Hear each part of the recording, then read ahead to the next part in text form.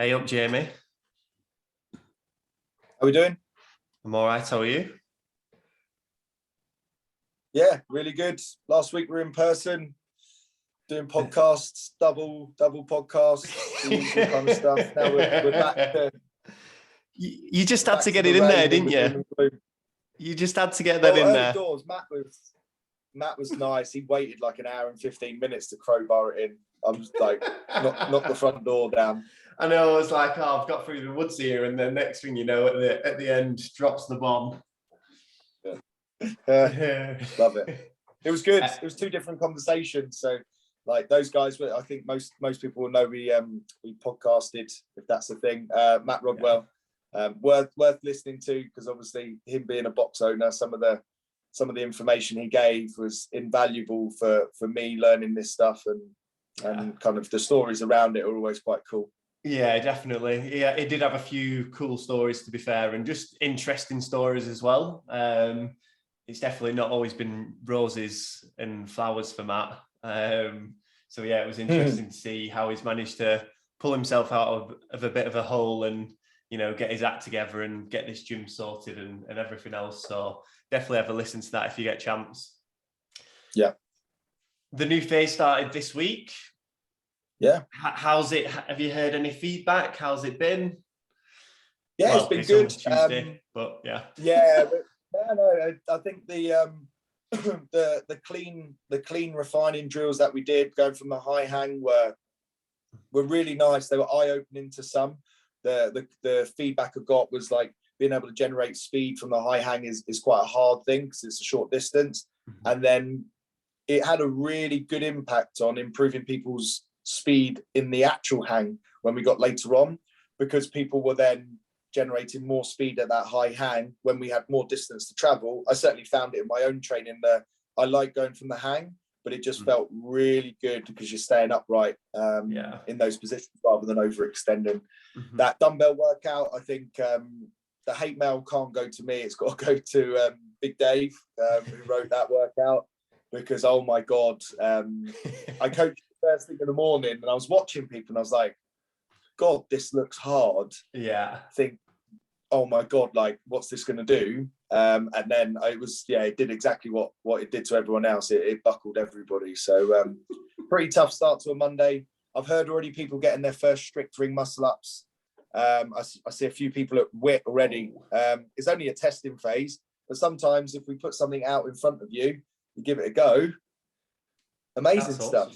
Yeah, flipping out. That's awesome. It's not even 9 o'clock yet. It's not even 9 o'clock. I love it. That's awesome. Awesome to hear. And obviously it's only day 2 of this phase up to now. So yeah, I'm excited for the rest of this phase and what we've got coming up, especially looking at this second week now. There's some really great sessions in there. So yeah, let's get stuck into it. Monday, we've got some blends of weightlifting work, but there's double unders and burpees before them. Yeah. With the double unders first, obviously people might be like rushing to get onto the power cleans. So there's quite a lot of chance to be tripping up there. And for the bar facing burpees, again, like you can easily think, oh, like I've got to rush here to get onto the bar and then pull with a rounded back. What's your kind of, you as a coach, what you're getting across to members on this one? Yeah, you're totally right. The word rushing and not being composed is something that I kind of see in these workouts. Now, 30 seconds isn't a lot of time and there's no gap between it. So it's once you've done your power clean, you're in a very small rest period before you're then into the alternating effort of the burpees, and then you're backwards and forwards for 5 rounds of each. Then we've got a minute to change some weight, and then we're through it 3 times. So quite a lot of opportunity to be banging double unders, banging burpees. But one of the things I wrote in the key points was TCUP. It's a quote I heard a long time ago from Sir Clive Woodward, the ex-England rugby coach, and he was talking about thinking calmly under pressure. So just the ability to kind of make good decisions when you're under fatigue. We've all been there. making mistakes in workouts where you're doing the wrong movement, or you've done too many reps, or you've lost count. This is a good opportunity to try and like really refine that and become like honing your craft. So with double unders, if you need to start with a single under to just get yourself into a smooth rhythm, start with it. If you can go straight into double unders, great. But if it causes too much tension and too much stress to like try and get yourself in, back it off a little bit. Just taking that extra second and being prepared before the 30 seconds is also a really important point. Far too often I see members in classes, double unders, the ropes in a knot on the floor, they're stood on the other side of the barbell. Like, that's not a good setting yourself up for success, period. So just a couple of things there that are not necessarily technical attributes to doing the workout, but psychological ones. And CrossFit talk about like the biggest adaptation is between the sticks, is up in your head. So those are some things that when I'm coaching this, I'm trying to elicit an element of calmness, because then that'll make a big difference to, like you said, Jack, setting your back and lifting in a good, correct position for where we are.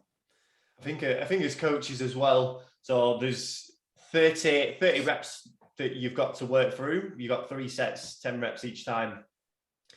If it's the case where you see someone towards the end of the second kind of interval or the second weight really starting to struggle, either the double unders and the burpees are maybe taking that little bit too long, or just the setup's getting a little bit too sloppy, one other thing that you could easily do is just switch them around, put the power clean first, and then emphasize, like, you want ideally, roughly 10 seconds rest before you go into your next rep.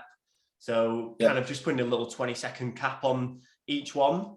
But yeah, I do think it's good to start off with this way round, so the movement first into the weightlifting piece. And again, just really kind of testing people and being like, can you stay under control? Can you keep calm? And we've got a period after. So once that format's done, there's another 10 minutes to just build to a little bit of a heavier power clean. We're still kind of intensity capping it no more than 90%. People shouldn't be going for 1 rep maxes. Ways to increase if it's feeling great, and you're like, my 85% feels like 60% today, put a pause in the landing position in that catch, just to make sure that footwork's on point, making sure the elbows are coming through nice and fast. But it's just a good opportunity after, because if we reduce the intensity of the double unders and the burpees. With this, there's not much coaching time when you're in that format. It's like, get your doubles, get your burpees, and then you're setting up and you go in. There's no rest period in between. So those further 10 minutes is a good opportunity to then just get around the group and just make sure everyone's kind of starting to keep really good positions as it's getting heavier. It's funny you say that, actually. So my brother and his girlfriend recently started CrossFit, and they literally 30 seconds into a workout, and the coach was coming over to her, getting her to like change quite a few things, like when she'd started the workout, and she was like, it was really frustrating because I wish he'd said that stuff beforehand when there was kind of more chance to change it, because it's one of those, and it's same for this weightlifting piece, where when you're like getting stuck into it and a coach gives you quite a few things to think about, everything then goes to pot and goes out the window. So if you do give any cues during that weightlifting piece, it just needs to be really concise, like chest up, you know what I mean? Or elbows in on the double unders as an example. Just something really simple that, if you're going to throw a cue at one of the members, that they can catch it and easily, get to business on it. Get your coaching main coaching points in before or after that work. And then just a bit of accessory work to finish the day. Keep that midline strong. Awesome. Great. You could do that as a bit of a cool down. That can double up as a bit of a cool down. Good, like, how did it go? What did the double unders affect the power clean more, or was it the burpees? Have the conversation. My shoulders were smoked because I would like hands were out too wide on the double. Just a little bit of a debrief. That's kind of leaving people something to kind of go away and work on is really important, because sometimes they can be left in a heap on the floor and then they think, well, how am I going to stop being on it in a heap on the floor? Coming away with just a bit of knowledge there will help. But yeah, good solid Monday. On Tuesday, we've got some strict pressing work. High rep. What have we got? Oh no, we're on the heavy 2 reps. Yeah, it's a lot. Getting a good mix. Yeah, cool. For the strict press, we've not done this for ages, so a good chance to really reinforce the basics. Now we're kind of back to business on the strength work and stuff. Again, the main points I see when people that are doing strict press is this kind of leaning back as far as possible. Have you got anything specific that usually dial in for members there when warming up to the working sets? Yeah, I think making sure that thoracic's nicely open. So we've got some kind of walkouts, we've got some reverse lunges with the overhead swing just to try and open up those positions early on. We put in the notes like kind of seated dumbbell presses or dumbbell presses in general, because normally the lean back occurs when there's an imbalance left to right. So you'll initially see a kind of lean to one side where one arm's taken over, then more of the load goes onto the weaker side, then the lean back, and it's kind of like the old car crash kind of strict press. So identifying that early on is really, really important. We have kind of gone for a very low rep scheme. So we've also put some notes in for newer members, sticking between 4 to 6 reps. So rather than going for like a real heavy set of 2, just going every 2 to 2.5 minutes and doing 4 to 6 reps so they get a bit more exposure to practice. 12-minute window, use the kind of first 6 to 8 minutes to build up in 2s. I think there's no point in kind of like doing 1s. Whereas traditionally, if you were going to go for a heavy 5, you'd probably do 1s and 2s to build, get your doubles in all the way through. And then you can use the last part as like a bit of an EMOM at the end. So if you spent 8 minutes on the build up, you can then just do the last 4 minutes as singles at that same weight at the heavy set too. Awesome. On to the workout. Good blend of some gymnastics works in there. We said we were going to keep some kipping gymnastics, kind of blend it through the workouts, which we have there. And again, it's a number where like the quality of the reps probably isn't going to drop too much. And again, devil's press, there's kind of only so fast you can move on them to some extent. And the machines just, again, because you've got to get it going every time, and it's not that many calories, will just mean that intensity is just capped a little bit in this workout. So you can kind of focus on the quality of those chest to bar pull-ups in that workout. It should be a nice little workout, that, to be fair. A good 12 minutes, a nice little triplet, 30 seconds rest after each round as well. So it's one of them where you should be doing a number of chest to bar pull-ups that you can keep unbroken every time. Yeah, I think that's we put the rest in for the ability to keep the quality high, and the priority is trying to get pull-ups in your workout. Obviously, we've got the scales where we look at bringing the number down. I would say if you're a bit unsure on how many you should be doing on set number 1, you do as many as you can to an extent where you think you probably got 1 to 2 left in the tank before you break. So it might be a 12, it might be a 10, it might even be an 8 on the chest to bars or chin over the bar. If you're going to the scale of like the jumping workouts, keep the numbers up at those 12. And then when you get onto the devil's press, the next 2 movements are all about graft. It's like get on them, get working. And then because you've got 30 seconds rest, there's an opportunity to just get on the machine and send it regardless of what machine you're on. We've given a target score of 5 rounds. So we're kind of looking at taking 2 minutes for the movements, or maybe just under. And then from there, you've got your 30 seconds rest so you can get yourself through. There possibly will be a drop off when fatigue sets in, and that will probably come down to breaking a set of pull-ups, and it'll probably come down to like the devil's press being devilly. Those devil's press weighing you down. Like you say, that's where the speed will drop off the most on the devil's press. But finishing each round with a good dose of intensity will be will be good. Wednesday. So on the JST Athlete plan, again, David wrote this workout. He dropped a workout. Full disclaimer, it's not us. It's not Yeah. us. Full disclaimer, it's not us. It was called the Swedish Mile. And Yep. was it 20 or 30 rounds, or was it more than that? 25 rounds. Which he put a cap on of, I think it was like 90 minutes, or it was long. So we were like, it would be awesome to do this in a class setting, but obviously we don't have 75 minutes to get through this workout. So we thought, let's put it in as a 40-minute AMRAP, and it is just going to be bare graft on this workout.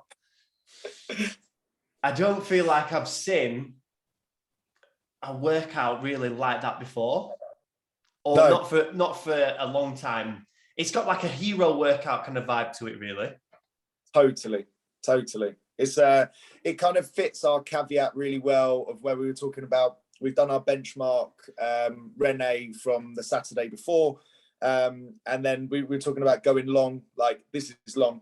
This is a real long workout, and it's probably going to feel longer because of the rep schemes being as small as they are. When you have small rep schemes, it's just going to go on and on and on. Quite excited about kind of seeing it go. We've got like little caveat on this.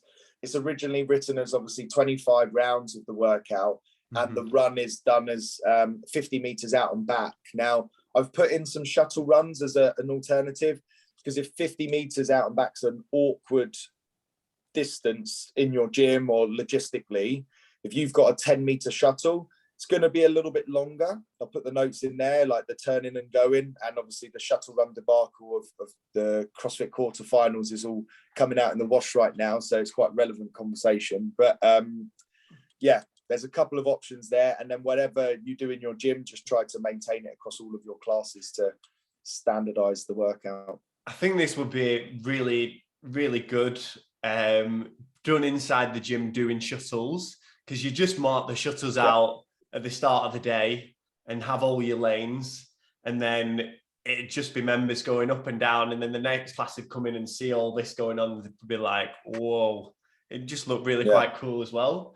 So I think if you can do it in shuttles in your gym, like, it probably will look a bit of a spectacle when it's going on as well. So excited to see that in action for sure. Lots of fitness. It's one of them as well, especially after watching the shuttle runs at quarterfinals. Don't go out too hot, especially it's a 40-minute workout, and that's quarterfinals workout was about a 20-minute 20-minute plus for a lot of people, and some of the athletes went out hot, and halfway through they were sucking in air for dear life.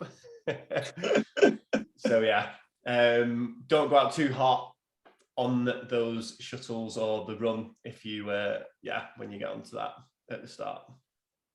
Nice. Thursday, moving and grooving, baby. Moving and grooving. Definitely. I think what we were saying is that workout that we've just been talking about on the Wednesday, you could kind of earmark or coin it for a Thursday active recovery day, but we deliberately didn't put it in on that day for the fact that we wanted it to be grafting. Like, we wanted you to be working hard on it. We don't want I don't need an excuse on that Wednesday that I've trained for 3 days, I'm looking to just come in and move easy. You need to come in and kind of earn your stripes. That's why Thursday is still going to be a nice, you're probably going to want to come in and like mentally and physically deload for the day, just trying to make everything a little bit easier. So kind of got 3 minutes on, 1 minute off, 3 minutes on, 1 minute off, and you're kind of mixing between doing some moving with the dumbbell and some air squats, and then moving on the machine. And the machine kind of determines how hard this session could be. Like, if you really push the machine, it means in a minute rest, when you get back to the dumbbell, you're going to feel pretty fatigued. If you're just using the machine to kind of cruise, you'll find that the AMRAP will be fairly pleasant, and you can kind of refine your dumbbell work from that. Yeah, it's a good mix, a good mixed modal session. That, like you say, it's just nice to have a little bit of an AMRAP that you can get stuck into, and then on the other half, it's right, I'm going to get to work on a machine here, and you'll probably settle into a pace on whatever machine you use, and that'll give you a good guide as to what you can keep during a workout. So yeah, I'll be taking note of, right, what's my rough average pace on this machine, and can I keep that throughout each interval as well? So yeah, a good kind of gives you a good idea for workouts as well there. Yeah. Friday, this looks similar to this week's clean session that we did. How did that format roll yesterday with the high hang cleans? It was brilliant. Really good format. It progressively built as well, which I'm always a big fan of in terms of progressively built in loading. It also progressively built in kind of the movement difficulties as well. So kind of starting with some high hang snatches, coach's eyes, brilliant way to kind of focus on that vertical extension. Because in a high hang snatch, you do any kind of horizontal extending, like flicking those hips forward, the bar's just going to pop away. It's not going to have the height on it to kind of then get yourself into a good position. So really good start point for kind of looking at good quality power position. And then as we blend through, it's kind of, we drop the rep towards the end, and we get both reps from the traditional hang. One of the bits of advice that I gave to the guys is, you've got 12 sets. Rather than increasing the load every single set, do 2 sets at each load. So it means the amount of weight plate changes you make are less, they're half. I'm a fan of that, because weight plate changes can be quite fatiguing. If you're always bending down, standing up, if you're not prepared and you've got to go a million miles away and get your weights as well. So that just kind of minimizes those. It does mean to say that if you want your end goal, you might have to make slightly bigger jumps, but that's all fun of the fair, really. I'd much prefer to do those than constantly seeing your weight plates change and then not getting the rest time you actually need. I think for coaches, something that is good to just quickly go through is how best to put plates and, take plates off and put plates on. And it's just something that's easily overlooked, but is actually really quite helpful to know. And it's one of them where, like, always pulling the plates onto the bar is always easier than trying to push them on. But yeah, that's one for coaches to kind of go through there for sure. We've all been in, like, it's normally the coaches that have done a qualifier workout that has like 45,000 plate changes, and they're like, your back's hurting. You pull the weights off, but actually you've pulled the bar off the other side of the weight, so your side's still attached, and the barbell's on the floor. You're having a hissy fit. That's a bit like, we go back to Monday, thinking calmly under pressure. Like, having a plan on how you're going to change your weights is it's always the next transition that's the most important. It's true. Cool. But the workout, this is going to be a right spicy little member. Yeah. It's just send it from the start, I'd say, because your transitions between each exercise is probably where you're going to have chance to kind of take a second for a couple of breaths. But yeah, I feel like get your sprint starting on the rower. Yep. On the thrusters, knowing I'll be going through a few different techniques for these, but the first couple of rounds, like, trying to pull the thrusters down if you can. If you're someone that can knock out the RX weight pretty comfortably. If you do struggle with dumbbell thrusters a little bit more, being aware of where to breathe a little bit more. So you probably take 2 breaths potentially per rep. So it could be a breath at the top, and then a breath kind of as you're coming down before you hit the bottom as well. And then it's just, don't look at the clock when you get on them burpees. Just move until someone tells you to stop. Yeah, totally. Like, everything there, you've hit the nail on the head. I think with the thrusters, the only thing I'd add is if you're finding them tough, just a nice pause overhead on that lockout. Like, these dumbbells, you'll get a much more time on the burpees if you are just doing 8 unbroken where they're slow and smooth, as opposed to 4 really fast. and then about 10 seconds of the coach shouting at you to pick them back up, and then another 4. So just taking a second, being ready for it, and then, yeah, like Jack said, just listen for the beat. That's one of the things that I'm like, if I'm doing burpees over the dumbbell, I won't look up because it just brings me up too high. I'll just try and be go until I can hear a beat. And then now I'll have a number, and then the goal is like try and hang on to that number. We've given you a target score of 40 burpees. So we're looking at maybe 10 plus burpees per round across the 4 sets. And that really kind of dials down to 30 or so seconds on the machine, maybe 40 seconds, 20 or so seconds on the thruster. So they have to be unbroken. And then that leaves that kind of minute to a minute and a half where you're try and get next to a mate who's good at burpees, and then you get dragged along for the ride. That always seems to work quite well. Yeah, it does. Channel your inner Rich Froning on those dumbbell thrusters. Yeah, he's good, isn't he? He's good. He's dope. Saturday. Yeah. Variation of one of the quarterfinals workouts, event 1 of quarterfinals. We've put it in as a pairs workout. The handstand push-ups, I feel like it's important to emphasize that there should be 3 different variations that you are going to do for this workout. Jamie, do you want to hit us with how you would go about this and making sure members choose the right scales? Yeah, I think firstly, breaking down at the whiteboard is like breaking down the taboo of like less than 5% of your class are doing this RX. Like, just lay it out to them. Like, strict handstand push-ups are hard. We all know how devastating they were when you just do overhead lunges with them, but they're, for a regular member, this is the kind of volume and fatigue that's going to mean that someone who's got good strict handstand push-ups is going to struggle at the end. So laying that down as a conversation to start with is hugely important. And I think that will put a lot of members' like minds to ease as well, because they'll be walking in and they might be thinking, oh my God, like I'm going to really struggle with this. It's going to take me ages, even in a pair. And just by you laying that down at the start, they'll be like, oh.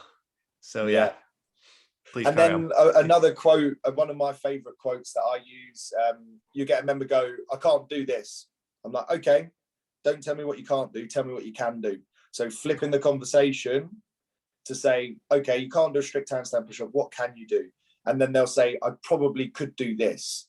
And then if it kind of fits within the realm, they've empowered themselves to do these things, because that's what we're here to do. We're not here to tell someone what to do. We're here to get them in the right direction and then fire them. So just trying to flip that conversation from a negative one to a positive one is also really important. But details on this, in the notes, if you have a look down, I've written from the most difficult to the most simple, but that might still be pretty difficult for some people. Strict handstand push-up, deficit handstand push-up, kipping handstand push-up. Then we've got a 1 ab mat handstand push-up where all of the above can kind of apply, the kipping. Then we're looking at deficit push-ups on dumbbells, so creating a bigger range of motion, but just in a normal push-up, still tough on the midline.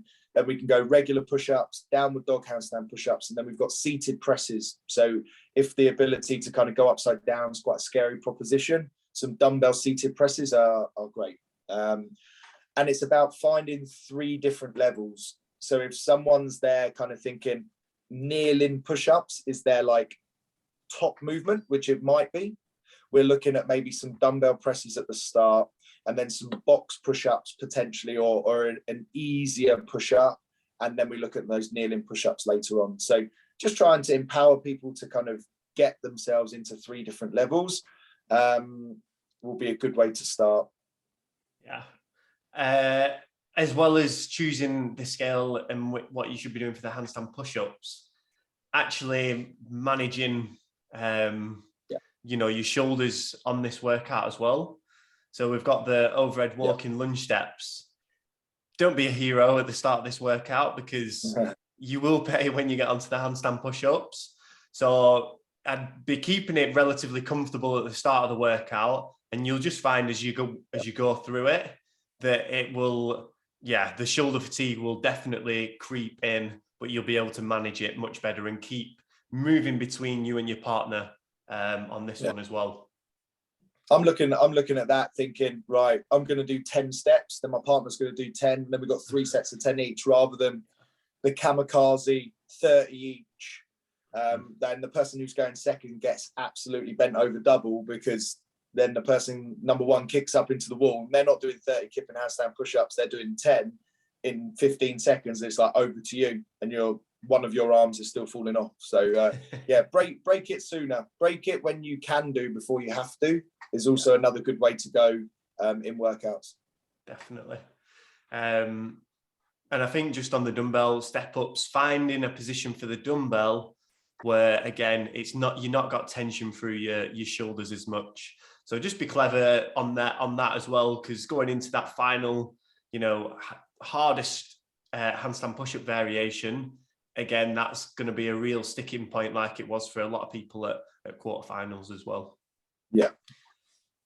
On Sunday, yeah, we've got some upper body bodybuilding style work with bench press, again, which passes over nicely to one of the focuses of what the phase was. Yeah.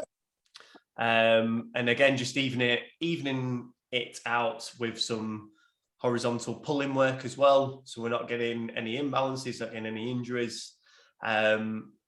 And then the day finishes off with a naughty EMOM as well. So a good blend of through the day of upper body pump work, and then a good blast to finish.